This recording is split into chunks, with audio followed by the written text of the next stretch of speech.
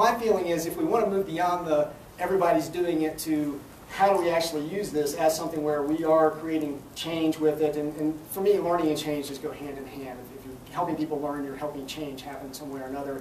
How do we make that happen, and how do we actually do something that's beneficial to our communities of interest and our communities of practice? And I think that comes back to that idea of we have to empower personal learners. We have to not just help people use Facebook to do what they're doing right now, or to go to Home Depot and figure it out, but preferably to use it in ways that really do relate to the professions that we're serving and that we're in.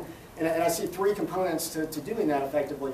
One is just simply raising consciousness in the first place, because I think, and Jane made the point which I think is spot on, people tend to go out and do social networks and use social media. The main reason they'll do it, and Jeff Hurd will tell you this, is identity. They do it because it's part of their identity. That's why they're on Facebook. That's why they're Twittering and doing everything else. But they don't self-identify as, I am right now a lifelong learner. I'm a self-directed learner. I'm out here using this for an educational experience. They're not thinking about the tools in that way. And I'm not saying that everybody needs to be thinking about the tools all the time in that way, but there are, because of the nature of the work that we do as associations, there are times when you need to raise their consciousness of the ability of those tools to serve those purposes for them. Teach them about things like what I was talking about with using searches and RSS and everything else to build your knowledge base, and raise their perception of these tools as something that they can use for learning within their professional communities and within their professional networks.